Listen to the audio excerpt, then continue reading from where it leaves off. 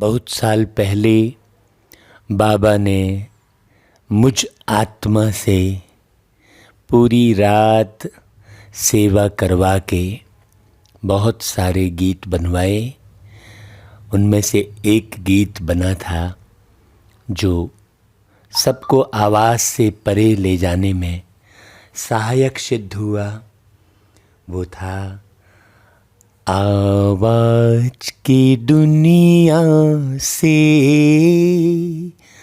चले दूर, कहीं दूर चले। चांद सितारों से, चांद सितारों से दूर, बड़ी दूर चले। आवाज़ की दुनिया से चले दूर, कहीं दूर चले। देखो, बाबा ने केवल गीत बनवाया ही नहीं, मुझ आत्मा से उस गीत को स्वरों में पिरोने के लिए भी कहा और संगीत भी बनवाया। और धीरे धीरे बाबा मुझ आत्मा को इस आवाज़ की दुनिया से परे ले जाता चला गया। वास्तव में बाबा इतनी सारी वाणी चलाते हुए भी, अब आप देखिए, लगभग 86-87 वर्ष होने जा रहे हैं। बाबा ने कितनी मुरलियाँ हम बच्चों के लिए चलाई होंगी। तो इतनी वाणी चलाते हुए भी बाबा आवाज़ से परे रहते हैं। तो आवाज़ से परे जाने का अर्थ क्या है?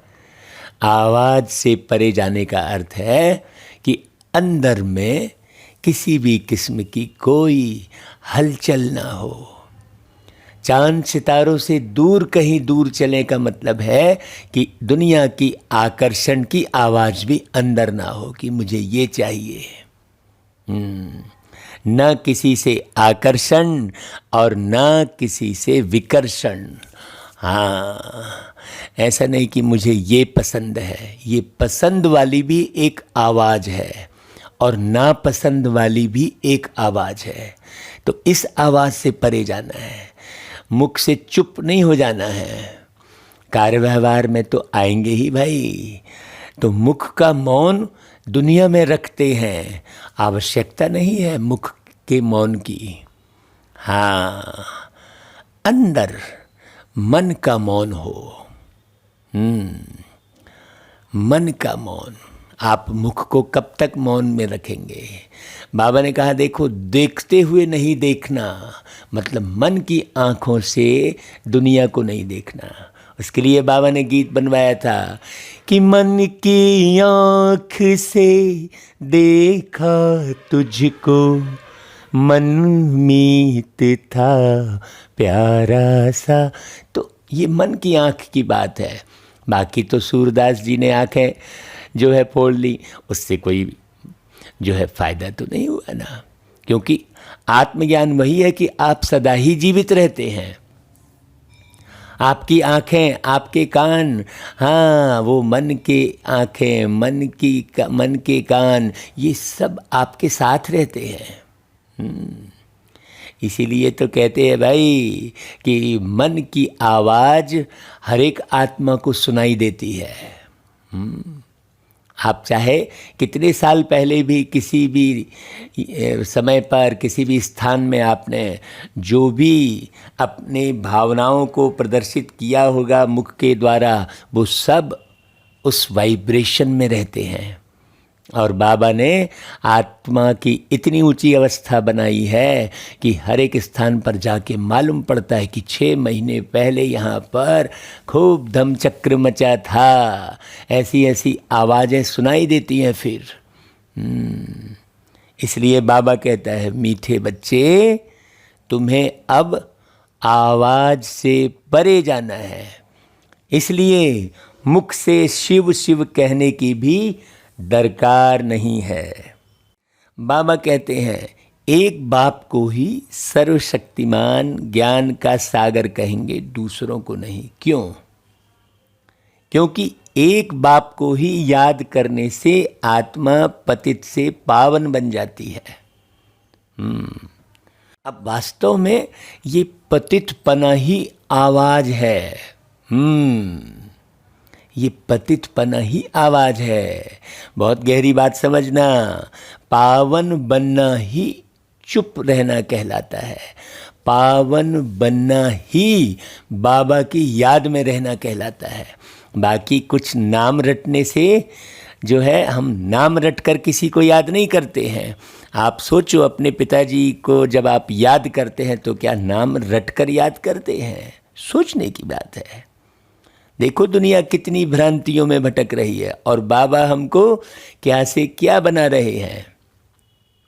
तो बाप ही हैं जो पतितों को पावन बना देते हैं। बाकी कोई भी देहधारी मनुष्य किसी को पावन बना नहीं सकते। हाँ, ये विषय विकारों की ही आवाज़ है। ये जितनी भी दुनिया में हत्याएं और मिलावटखोरी, भ्रष्टाचारी जितनी भी बढ़ रही है, वो सब विषय विकारों की आवाज़ है।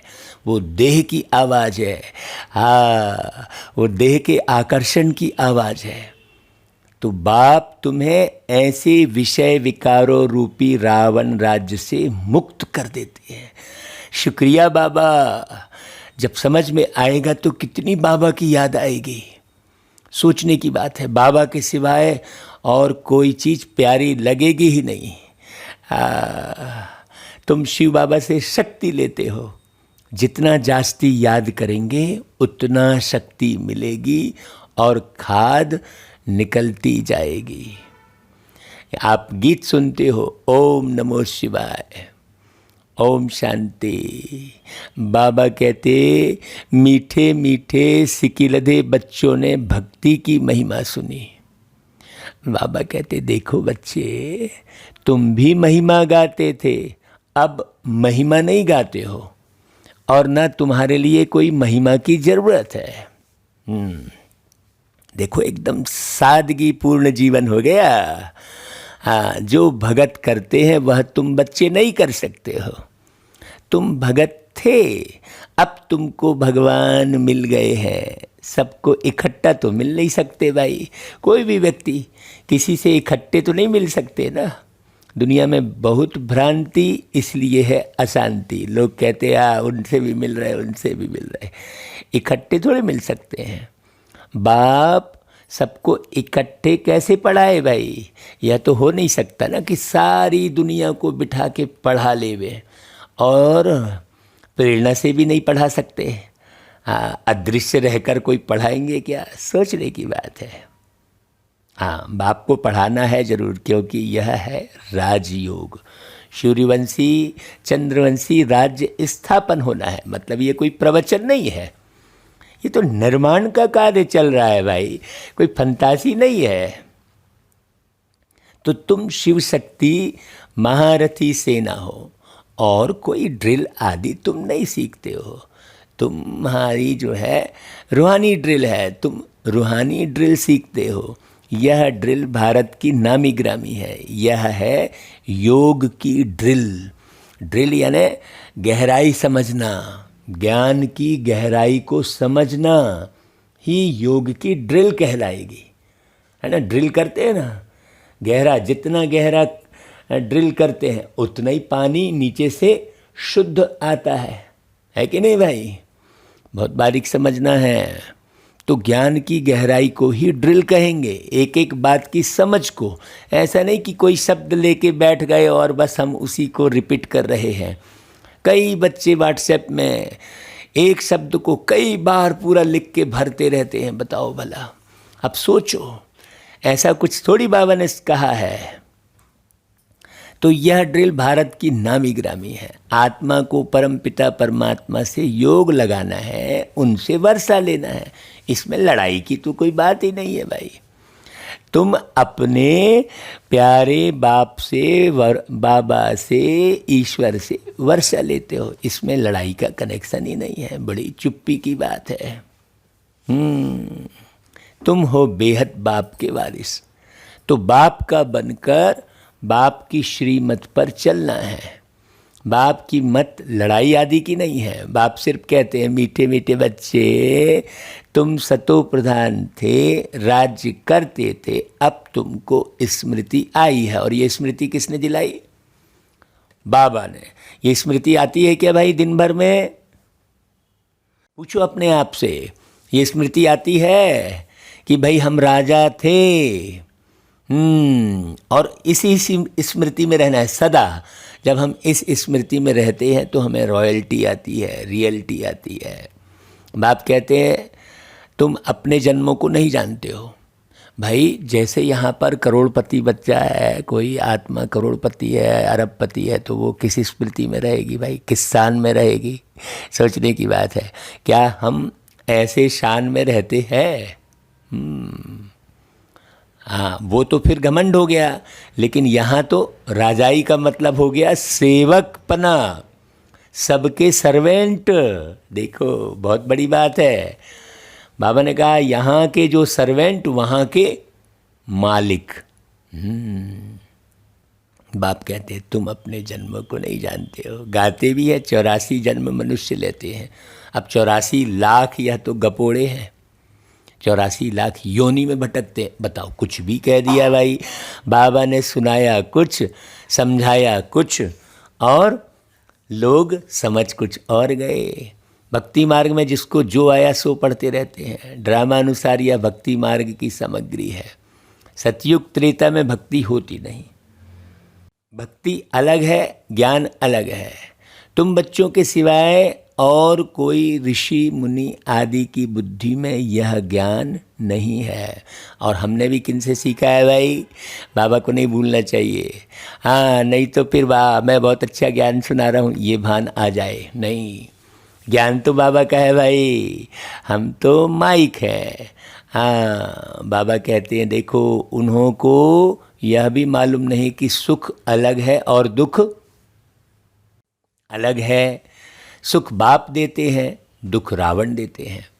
हाँ, जो तुम सूर्यवंशी चंद्रवंशी थे, सो 84 का चक्र लगाकर शूद्रवंशी बने। बाप स्मृति दिलाते हैं, बच्चे तुम विश्व के मालिक थे। तुम 84 जन्म भोग नीचे उतरते तुच्छ बुद्धि तमो प्रधान बन गए हैं। तमो प्रधान मतलब तुच्छ बुद्धि, सोचने समझने की क्षमता बिल्कुल गिर गई। सोच समझ नहीं सकते, क्या करें क्या ना करें, बस निर्णय नहीं ले सकते, बात बात में अटक जाते हैं, छोटी छोटी सी बात में रुक जाते हैं। तमो प्रधान को नीच बुद्धि कहा जाता है। नीच बुद्धि वाले ऊंच बुद्धि वालों को नमस्ते करते हैं। एकदम क्लियर कर रहे हैं बाबा, सारा खेल किसका है? बुद्धि का है। या तुमको भी मालूम नहीं था कि हम ही ऊंच थे, अब हम ही नीच बने हैं। अब बाबा का ज्ञान जब कहीं जाकर बड़े अच्छे से रिफाइन करके सुनाते हैं, एक एक शब्द को अच्छे से समझाते हैं, तो लोग कितने कायल हो जाते हैं भाई। फिर सारे के सारे प्रणाम करने लगते हैं, है ना भाई, बहुत हल्का लग रहा है कहने लगते हैं, हमारा तो सारा टेंशन ही दूर हो गया। तो काहे से टेंशन दूर हुआ कहते हैं लोग? ये तो अनुभव किया ना सारी जिंदगी। हाँ, बाबा के ज्ञान के अलावा और कोई दूसरा ज्ञान ही नहीं है जो हल्का कर दे दुनिया में। बाकी सारे ज्ञान भारी करते हैं। रिश्ते नातों का ज्ञान भारी करेगा, अरे हम उनसे मिल नहीं पाए, अरे हम ऐसा नहीं कर पाए, यही रहेगा, पश्चाताप लाएगा। लेकिन बाबा का ज्ञान एकदम हल्का करता है। तो बाबा कहते हैं देखो, जिसने पहले नंबर में जन्म लिया होगा वही सतो प्रधान बनेगा। अभी पूछो अपने आप से, पहले नंबर में जन्म लिए हो कि 1-2 जन्म 10 जन्म वाले हो? वैसे तो 1-2 जन्म 10 जन्म वाले इस ज्ञान को सुनेंगे ही नहीं। 84 जन्म भी सूर्यवंशी ही लेंगे। अब तुम समझते हो हम विश्व के मालिक थे तो पावन सतो प्रधान थे। ये कितनी गूढ़ी बात बता रहे हैं बाबा, सोचो।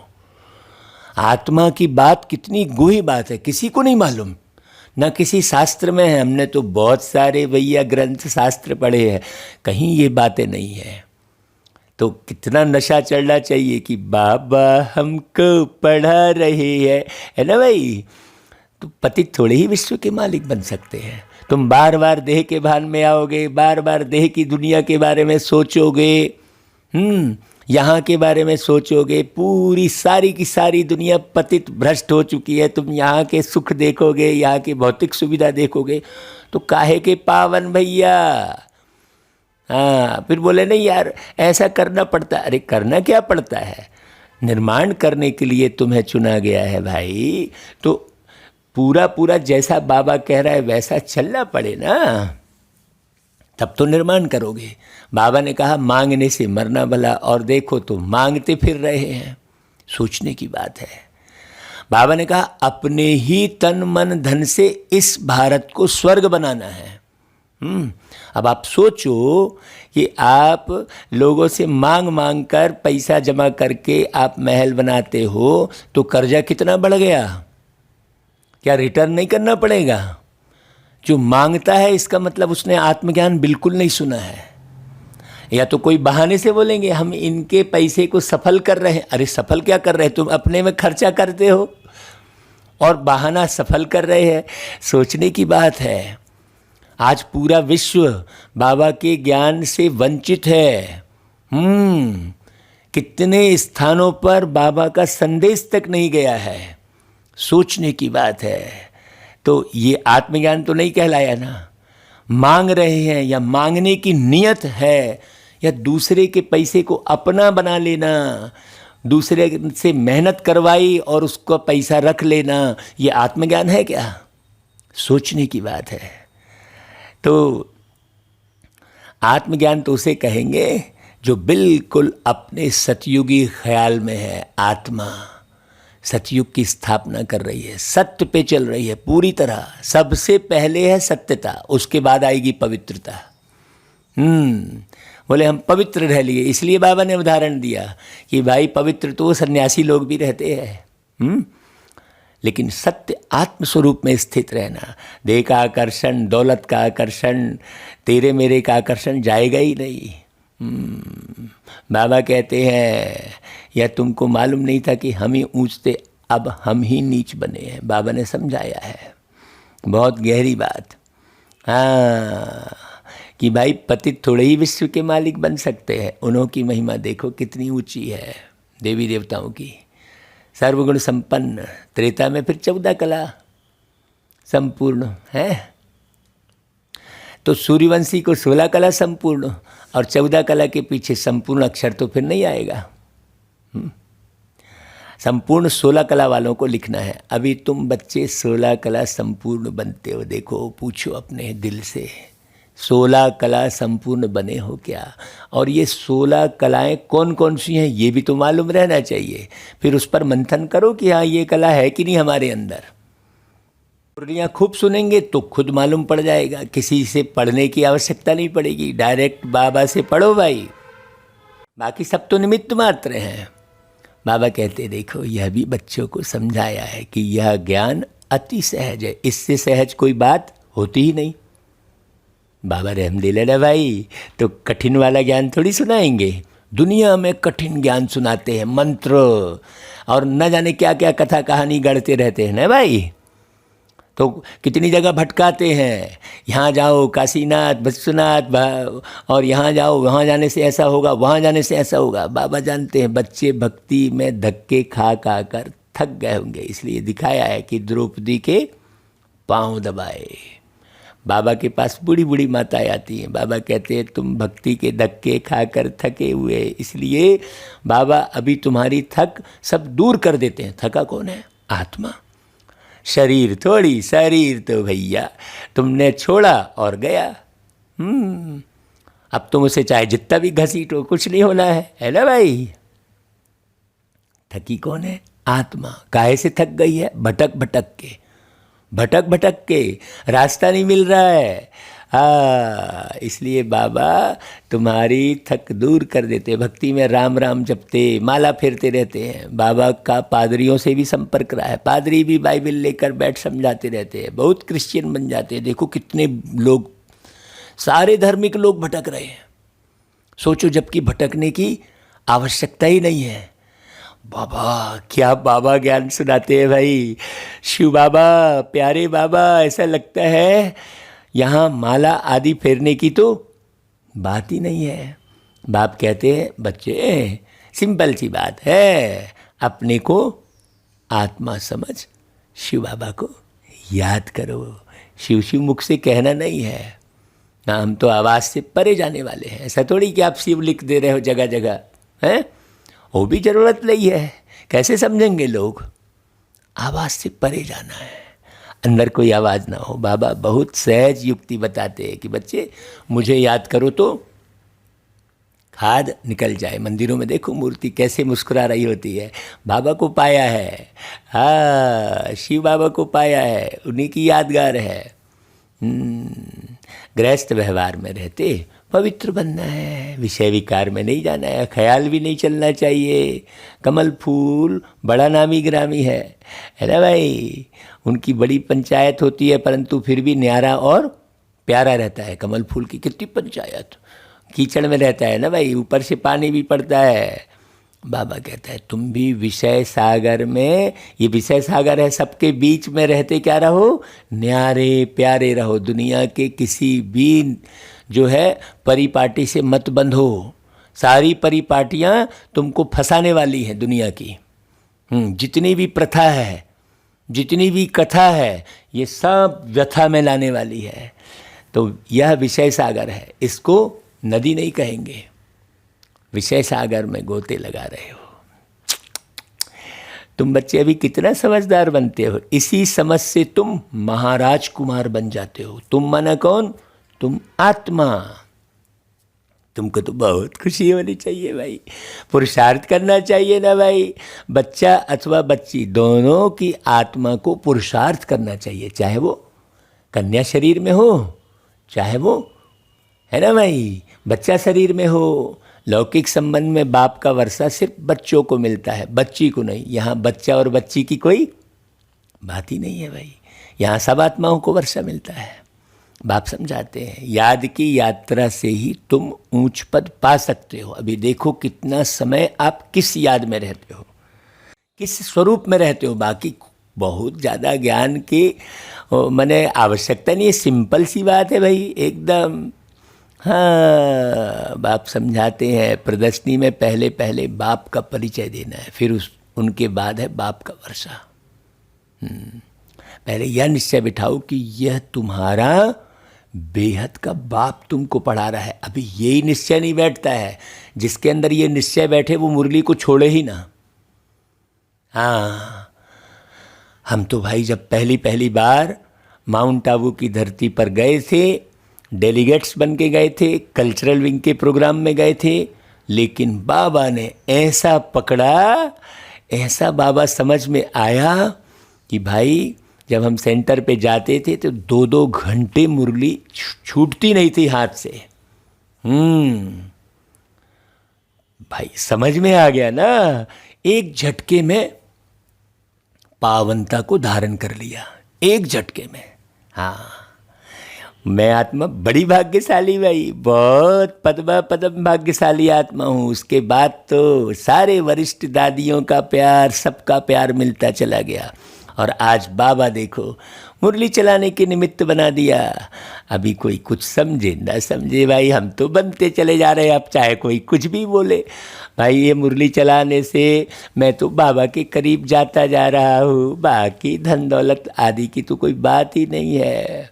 ये तो पक्का है कि भाई हम सोने और हीरे जवाहरात के महल में रहेंगे। हम यानी कौन? मैं आत्मा, बाकी इस शरीर से कोई लेना देना थोड़ी है भाई।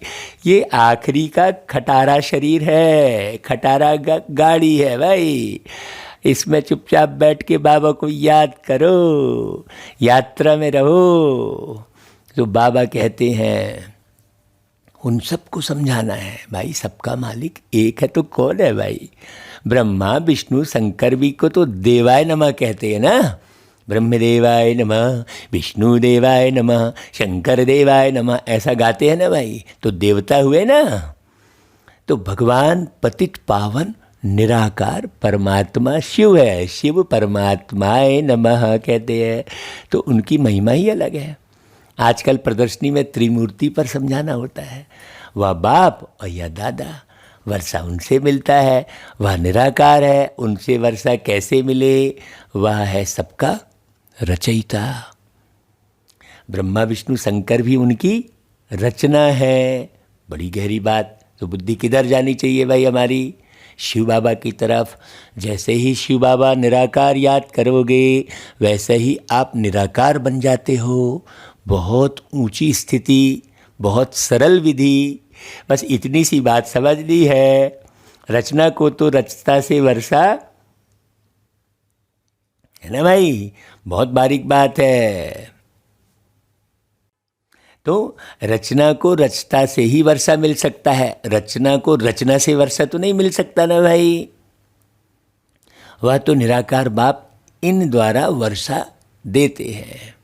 हाँ, रचयिता तो एक निराकार है ना, उनका कोई आकार है नहीं। रचता सबका एक है, इसलिए गाया जाता है सर्व का सद्गति दाता एक।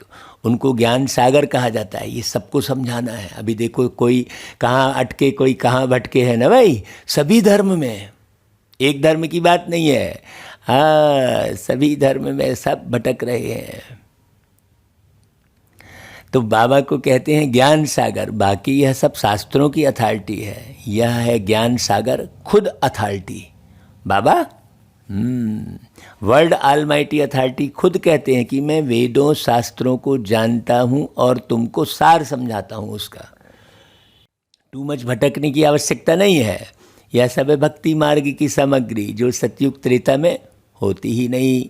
भक्ति से ही सीढ़ी नीचे उतरनी होती है। सर्वशक्तिमान बाप एक को ही गाया जाता है। उनके साथ योग लगाने से ही हम सब पवित्र बन जाते हैं। तो सर्वशक्तिमान हुए ना भाई वो। उनके संपर्क में आते ही हम, नहीं तो दो इकट्ठे रहकर पवित्र रहे, ऐसा हो सकता है क्या? सोचने की बात है। तो हम गृहस्थी देखो कितने बरस हो गए। बाबा कहते हैं देखो कि एक सर्वशक्तिमान बाप सबको पतित से पावन बना देते हैं, रावण राज्य से मुक्त कर देते हैं। अब हमारा घर स्वर्ग बन गया भाई। कितनी शांति है। रंच मात्र भी क्रोध नहीं है, जरा भी पसंद नापसंद के चक्कर में नहीं है। सोचो कैसे चला रहे हैं बाबा। तुम अब शिव बाबा से शक्ति ले रहे हो। जितना जास्ती याद करेंगे उतना शक्ति मिलेगी और खाद निकल जाएगी। बाबा को कैसे याद करोगे अब? बाबा देखो कितना मीठा। तुमको दिन रात यही फुरना रहना चाहिए कि पतित से पावन, तमो प्रधान से सतो प्रधान बन जाए। इतनी सी भी बिंदी भी नहीं रह जाए, तमो प्रधानता की बिंदी भी न रह जाए। ऐसा सतो प्रधानता की बिंदी बनो। माया के तूफान तो बहुत आएंगे। बाबा कहते हैं खबरदार रहना चाहिए भाई। किनको आएंगे माया के तूफान? जो बिंदी नहीं बना है। बिंदी को तो कोई देख भी ना सके, तो माया के तूफान वाली बात ही नहीं रहेगी। है वो बिंदी इतनी छोटी है भाई। कोई भी व्यक्ति शरीर छोड़ता है तो दिखता है क्या? लेकिन उसका एहसास रहता है, फिर से पुनर्जन्म लेता है, फिर पुरानी बातें बताता है। सोचो, तो इससे स्पष्ट है। बाबा कहते हैं देखो, हाँ तुम्हारी माया के साथ युद्ध है। फालतू विकल्प बहुत आएंगे, जो कभी अज्ञान में भी नहीं आए होंगे वह भी आएंगे। क्यों भाई आएंगे? क्योंकि 84 जन्मों का भरा हुआ है ना भाई। हाँ, तो तुम पहले जन्म का याद करो तो ज़्यादा आनंद आएगा। पहले पहले जो उतरे थे, हाँ वो दिन याद फिर से कर लो, पहली दफ़ा जब जमी पर थे उतरे। वो उस ख्याल में चलो भाई। हाँ, जो कभी अज्ञान में नहीं आए होंगे वह भी आएंगे। तुम युद्ध के मैदान में हो, मेहनत सारी किसकी है? याद की यात्रा में है। उस याद की यात्रा को समझने की ज़रूरत है। हाँ भाई, तुम कैसे याद करते हो अपने मम्मी पापा को, कैसे याद करते हो अपने घर द्वार को। हाँ, कैसे बुद्धि में मर्ज रहता है। कहीं से भी जाओगे घूम फिर के अपने घर में आते हो, क्योंकि मर्ज रहता है। वो रटते नहीं हो कि मेरा घर यहाँ है, मेरा घर ऐसा है, ऐसा रटते नहीं हो। ऐसा मर्ज करना है बाबा को। तो भारत का योग नामी-गिरामी है। योग के लिए ही बाबा समझाते हैं कि तुम अपने को आत्मा समझ मुझ परमात्मा बाप को याद करो। ऐसे और कोई मनुष्य समझा न सके। वह कह देते हैं सब भगवान के रूप हैं, जिधर देखता हूँ परमात्मा ही परमात्मा है। ऐसे तो हो न सके ना भाई। बाप समझाते हैं तुम आत्मा हो, 84 जन्म भोगते हो। अगर सब परमात्मा है तो क्या परमात्मा जन्म मरण के चक्कर में आते हैं क्या? सोचने की बात है। आत्मा एक शरीर छोड़ दूसरा लेती है। आत्मा में अच्छे बुरे संस्कार रहते हैं, क्योंकि शरीर का आकर्षण आत्मा में खत्म नहीं होता है। बहुत बारीक बात समझना। अच्छे संस्कार वालों की महिमा गाते हैं, बात है संस्कार की। बाकी शरीर का आकर्षण कभी खत्म नहीं होता। और बाबा सदा शरीर के आकर्षण से परे रहता है। देखो कितनी ऊंची बात हो गई। परिवर्तन किसका करना है? संस्कारों का। बाकी शरीर तो तुम लोगे ही। क्यों? क्योंकि तुम्हारे अंदर शरीर का आकर्षण कभी खत्म नहीं होता। बुरे संस्कार वालों को कहते हैं पापी नीच। कोई कहे कि भाई मैं यहाँ जन्म नहीं लूँगा, मैं सदा मोक्ष में रहूँगा, तो कभी हो नहीं सकता। हो ही नहीं सकता, क्योंकि शरीर का आकर्षण तुम यहीं बैठ के ख़त्म करके दिखाओ, तब माने कि हाँ तुमको मोक्ष मिलने वाला है, तुम सदा वहाँ लटके रहोगे। हो ही नहीं सकता। और बाबा कहता है वहाँ लटकने की ज़रूरत ही क्या है भाई, जब मैं तुमको सुख शांति का वर्षा दे रहा हूँ तो लो ना। तो बाबा कहता है मनसा वाचा कर्मणा, किसको दुख नहीं देना है। बाबा पवित्र बनने की सहज युक्ति बताते हैं।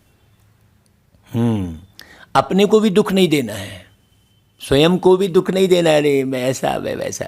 कोई भी विकर्म चोरी आदि नहीं करना चाहिए। अगर कहाँ झूठ बोलना पड़ता है तो बाबा से राय पूछो।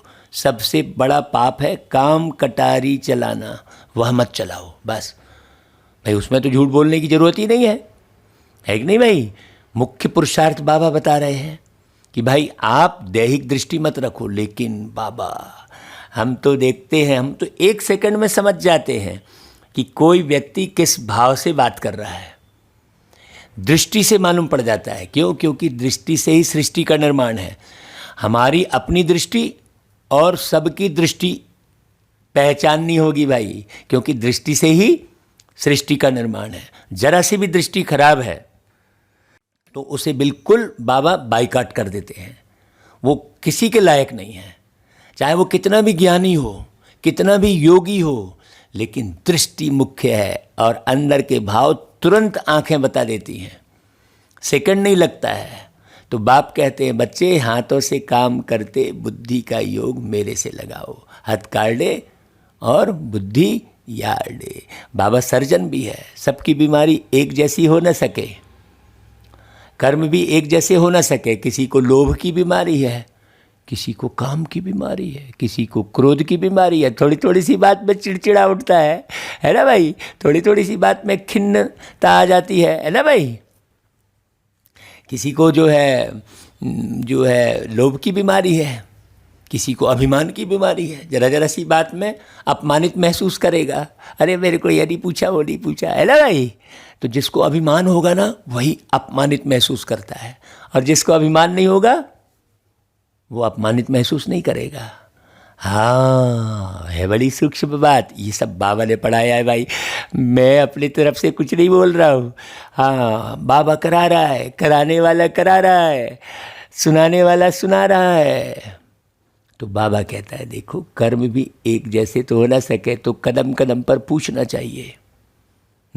अपने से बड़ों से पूछो। मंजिल बड़ी भारी है। अमरनाथ की यात्रा पर जाते हैं तो कहते हैं अमरनाथ की जाए, बद्रीनाथ की जाए। हे बद्रीनाथ हमारी रक्षा करना। अब तुमको तीर्थ यात्रा आदि तो कुछ नहीं करना है। अब कहाँ है बद्रीनाथ भाई और कहाँ है अमरनाथ? वो अमरनाथ बोल क्यों रहे हैं? नाथ यानी मालिक, वो मालिक अमर किस बात से बना रहा है ये भी किसी को नहीं मालूम। भाई विषय विकारों में तुम बार बार मर रहे हो, तो विषय विकार को छुड़ा रहा है वो, इसलिए विषहर्ता कहते हैं उन्हें। अब समझ बाबा कितना जो है भटक रहे लोग, हे बद्रीनाथ हमारी रक्षा करना, ऐसा कहते हैं। बाबा कहते हैं यह ज्ञान की बातें बाप ही समझाते हैं, उनका ही पार्ट है, हम तो निमित्त आपको ट्रांसफ़र कर रहे हैं भाई, आप हमें ज्ञानी नहीं समझ लेना। ज्ञान का सागर एक बाबा है, तुम भी बाबा के साथ साथ पार्टधारी हो, एक जैसे हो। जितना जो पढ़ेगा उतना ऊंच पद मिलेगा। हाँ भाई, हम अपनी पढ़ाई को क्या कर रहे हैं? रिकॉर्ड कर ले रहे हैं, बस इतनी सी तो बात है। बार बार हम उसको सुनते हैं, अब कौन कितना सुन रहा है इससे भी हमें कोई वो नहीं है सरोकार। अपना पुरुषार्थ करो, साथ में अगर आप सुन लेते हो, समझ लेते हो तो कितनी अच्छी बात है। चलेंगे भाई हम सब साथ में, सतयुग एक साथ जन्म लेंगे, यहाँ एक साथ बढ़िया देवी देवता बनो अच्छे से भाई, तो मज़ा आएगा भाई। फिर देखो कितनी प्यारी दुनिया होगी हमारी, है ना। सोने की दुनिया होगी, देवता होंगे लोग, सुख अपार होगा, खाने को 56 भोग, है ना भाई। बहुत गहरी बात है। तो बाबा कहता है कि भाई इसमें कोई की बड़ाई नहीं है, बड़ाई किसकी है?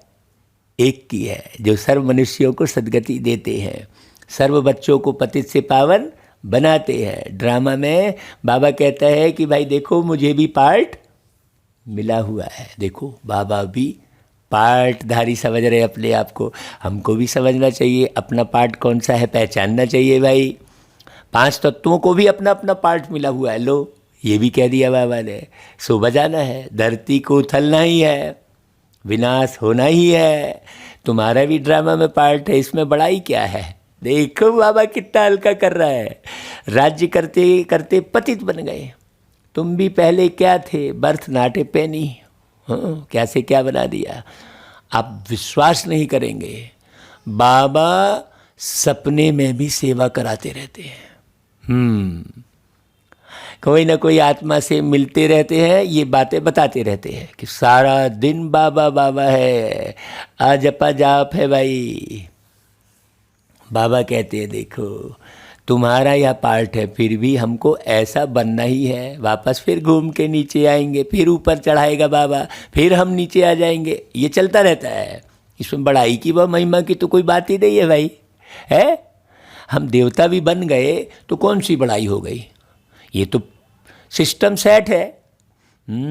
बस पुरुषार्थ करना है, यह ड्रामा बना हुआ है भाई। मोबाइल में सारा सिस्टम सेट है, उसको चलाना तुमको है। अब तुम चाहे फाइल को डिलीट की बटन दबा के उड़ा दो, है वो सिस्टम सेट नहीं है कि तुम उड़ाओगे, है ना भाई। सिस्टम क्या है? वो मोबाइल में सारा सिस्टम सेट है, तुम्हें चलाने आना चाहिए। चलाने जिसको आता है वो उसी मोबाइल से लाखों करोड़ों कमाता है, और जिसको चलाना नहीं आता है वो पड़ा रहता है, बस खाली बातचीत करने के भी काम आएगा, बस हो गया।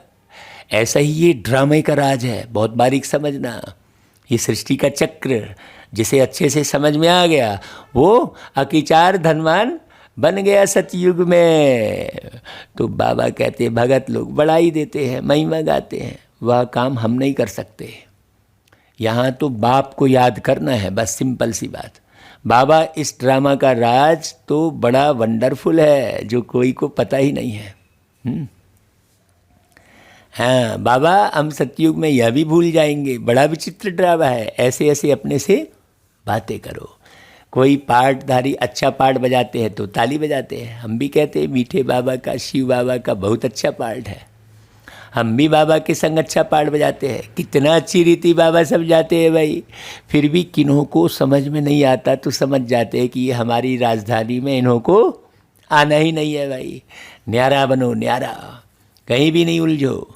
यह भी जानते हैं जो ब्राह्मण बने थे वही ब्राह्मण बन फिर देवता बनेंगे। इसकी डिटेल भी पिछली मुरलियों में खूब अच्छे से बताई है भाई, आप अच्छे से सुनना। तो देवताओं में भी प्रजा आदि सब बनेंगे ना भाई, बनते हैं ना। देखो यहाँ पर भी किसी देवता को बस सिंपल सा कलर लगा के कहीं भी है झाड़ के नीचे बैठा देते हैं, कोई पूछने भी नहीं जाता उसको, है देवता। और कोई देवता के तो मंदिरों में लाखों करोड़ों चढ़ते हैं। तो है सोचने की बात, तो देवता भी वहाँ सतयुग में प्रजा आदि तो सब बनेंगे ना भाई, सबको अनादि पार्ट मिला हुआ है, सृष्टि भी एक ही है। तो किस आधार पर प्रजा बनेंगे? पुरुषार्थ के आधार पर। तो सृष्टि एक है, वह चलती रहती है, गॉड इज वन। अब कई लोग कहते हैं पृथ्वी एक और निकल आई है। अरे कहाँ से पृथ्वी निकल आई भाई, एक ही पृथ्वी है। Creation is one, God is one, तो क्रिएशन इज वन। वही चक्र फिरता रहता है। मनुष्य खोज करते हैं, देखें मून में क्या है, देखें मंगल में क्या है। अरे उनके ऊपर क्या है भाई, उनके ऊपर है सूक्ष्म बतन, वहाँ क्या देखेंगे, लाइट ही लाइट। कितने भ्रमित हैं लोग, बहुत कोशिश करते हैं। साइंस की भी हद है ना, माया की भी बहुत पाम्प है। साइंस सुख के लिए भी है तो दुख के लिए भी है।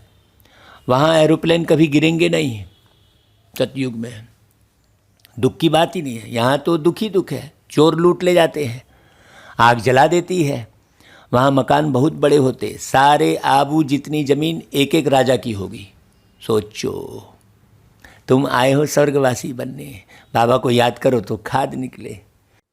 तुम सब आशिक हो, अब माशुक तुमको कहते हैं मामे कम, याद करो। ऐसा तो कोई बोलेगा नहीं, कोई भी लौकिक बाप बोलेगा क्या तुम मुझको याद करो? अमरपुरी के मालिक बन जाएंगे यदि बाबा को याद करेंगे तो। वहाँ अकाले मृत्यु तो होती नहीं। सतयुग में है श्रेष्ठाचारी दुनिया और यहाँ है भ्रष्टाचारी दुनिया। कितने बीके बाप से वर्षा ले रहे हैं, तुम भी वर्षा ले लो भाई। नए सुनने वाले अगर श्रीमत पर नहीं चलेंगे तो ऊंच पद नहीं पा सकेंगे। हर 5000 वर्ष के बाद बाबा स्वर्ग बनाने आते हैं भाई। कलयुग में तो ढेर मनुष्य और सतयुग में थोड़े, तो विनाश तो जरूर होगा ना। इसलिए महाभारत लड़ाई सामने खड़ी है। अच्छा भाई, बाबा फिर याद प्यार देते हैं मीठे मीठे सिकिलधे बच्चों प्रति, जो पहले जन्म से आकर बिछड़े हुए हैं यहाँ पर, है ना भाई। सिकिलधे कब से बाबा परम धाम से बाबा से बिछुड़ के आए हैं ना भाई। तो ऐसे सिकिलधे बच्चों प्रति माता पिता बाप दादा का याद प्यार और गुड मॉर्निंग। रूहानी बाप की रूहानी बच्चों को नमस्ते, और हम रूहानी बच्चों की रूहानी माता पिता बाप दादा को याद प्यार गुड मॉर्निंग और नमस्ते। तो बाबा का इशारा याद प्यार में भी मिलता है बहुत गहरा। आप नंबर 1 जाने का पुरुषार्थ करो, क्योंकि बाबा सिकिलधे शब्द में पूरा इशारा दे देते हैं। हाँ, ऐसे नहीं, बाबा का एक एक शब्द बहुत, इसलिए लाख वर्षन कहते हैं। ऐसा थोड़ी है कि सिंपल रीति मीठे मीठे सिकिलधे। हाँ, इसे बड़ी समझने की बात है ना भाई। अच्छा भाई, फिर धारणा के लिए मुख्य सार, मनसा वाचा कर्मणा किसी को भी दुख नहीं देना है। अभी देखो मनसा से देते रहते हैं कि वो ऐसा है ये ऐसा है, मन में आ रहा है। काहे भाई, बाबा को याद करो। मन में कौन आए? शिव बाबा।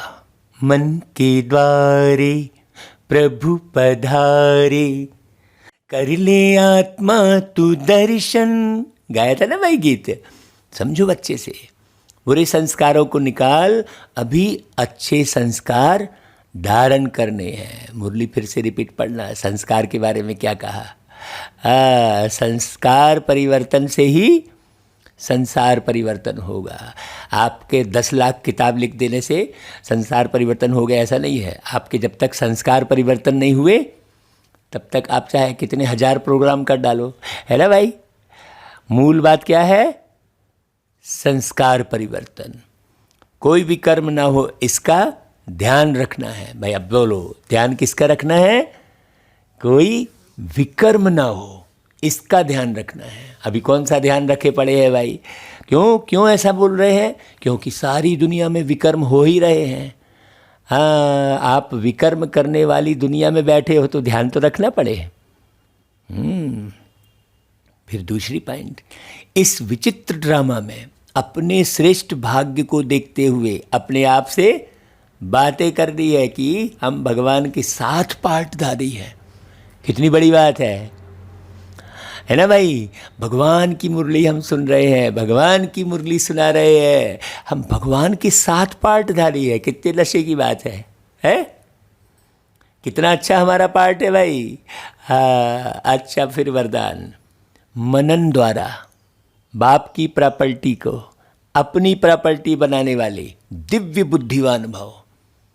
अब बाप की कौन कौन सी प्रॉपर्टी है भाई, सोचने की बात है। बाप की प्रॉपर्टी का ध्यान करो जरा। अभी एक ध्यान और करना है, बाप की प्रॉपर्टी। तो बाप द्वारा जो भी खजाना मिलता है उसे मनन करो तो अंदर समाता जाएगा। जुगाली करो। प्रॉपर्टी तो सबको एक जैसी मिली हुई है, मुरली तो सब एक जैसी सुन रहे हैं, लेकिन उसे समझने का फर्क है। लेकिन जो मनन करके उसे अपना बनाते हैं उन्हें उसका नशा और खुशी रहती है। इसलिए कहा जाता है अपनी घोंट तो चढ़े नशा। जो मनन की मस्ती में सदा मस्त रहते हैं उन्हें दुनिया की कोई भी चीज़ उलझन आकर्षित नहीं कर सकती। उन्हें दिव्य बुद्धि का वरदान स्वतः मिल जाता है। हाँ, बाबा उनके साथ मिलियन सेकंड रहते हैं। और सारे लोग अनुभव भी करते हैं कि हमने देखा भाई, इनको देखा तो बाबा को देखा, ऐसा अनुभव करेंगे।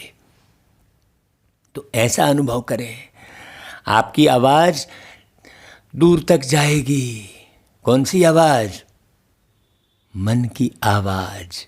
अच्छा भाई, स्लोगन, मन की उलझन को समाप्त करने के लिए निर्णय शक्ति को बढ़ाओ।